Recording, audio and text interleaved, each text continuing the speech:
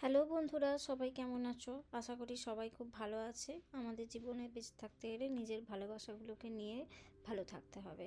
আজকে আমি বলতে এলাম যে ওই বাচ্চার যে মোটামুটি 1.5 বছর 2 বছর থেকে যেটা শুরু হয়, মোটামুটি 4-5 বছর অবধি সব বাচ্চার চলে, যেটা হচ্ছে কি বলা হয় ইংলিশে টোডলার ট্যান্ট্রাম।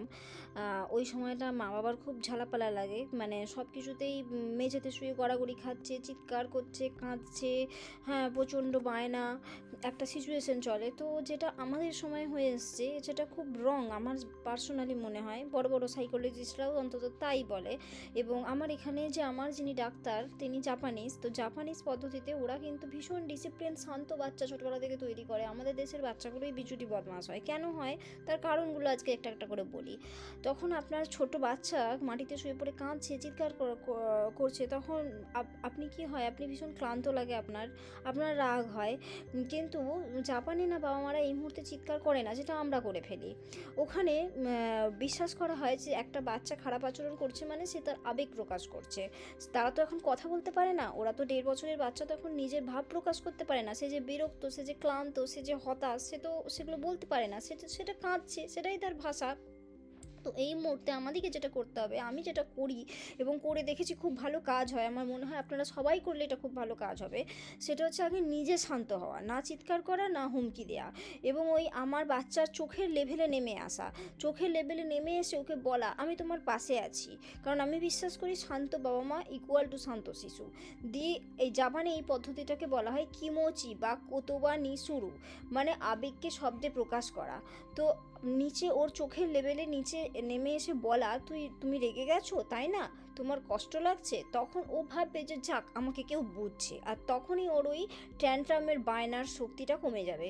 তো জাপানিজ পদ্ধতিতে শিশুকে টেনে তোলা হয় না, মারধর করা হয় না, কোনো লজ্জা দেওয়া হয় না, শুধু বলা হয় তুমি শান্ত হও, তোমার শান্ত হলে, তুমি প্রস্তুত হলে আমরা একসঙ্গে উঠবো। দিয়ে ওর চোখের লেভেলে উঠে বসে বলা যে তোমার কষ্ট হচ্ছে আমি বুঝতে পারছি। ব্যাস ওটুকুতেই ওর ভেতরে একটা বিশ্বাস আর নিরাপত্তার জন্ম নেবে।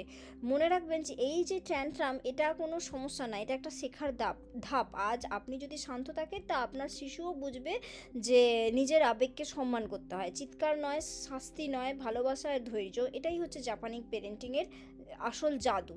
ওর লেভেলে নেমে এসে ওকে বলা যে তোমার কষ্ট হচ্ছে আমি বুঝতে পারছি, ঠিক আছে তুমি আগে বোঝো, শান্ত হও, তোমার কষ্টটা কমুক, তুমি কেঁদে নাও, কেঁদে নিয়ে তোমার কষ্টটা বের করো, তারপরে আমরা দুজন একসঙ্গে কথা বলবো, আমি বুঝতে পারছি তোমার কষ্ট হচ্ছে। তাহলেও একটা বিশ্বাস, নিরাপত্তা, মানে ওকে কেউ বুঝছে এটাও বুঝবে।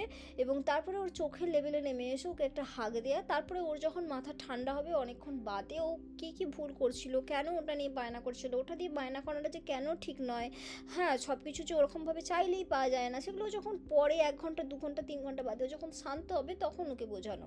ওই মুহূর্তে ওকে চিৎকার করছে যখন, ও বায়না করছে যখন, মেঝেতে শুয়ে গড়াগড়ি দিচ্ছে যখন, তখন ওকে যদি আমি চিৎকার করে রেগে গিয়ে কিছু বোঝাই, সেটা ওর মাথায় কিছু ঢুকছে না। তো সেই সময় আমাদেরকে নিজেদেরকে শান্ত থেকে ব্যাপারটা হ্যান্ডেল করতে হবে। এটা জাপানিজরা করে এবং আমার মনে হয় এটা একটা ভীষণ ভালো টেকনিক বাচ্চাকে শান্ত করার, মারধর বা চিৎকার ছাড়াই। মারধর বা চিৎকার করে কিছু হয় না কো।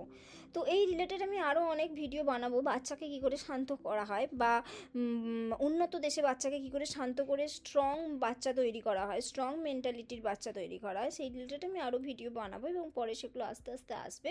এটা একটা টেকনিক আমি বললাম এই ভিডিওতে।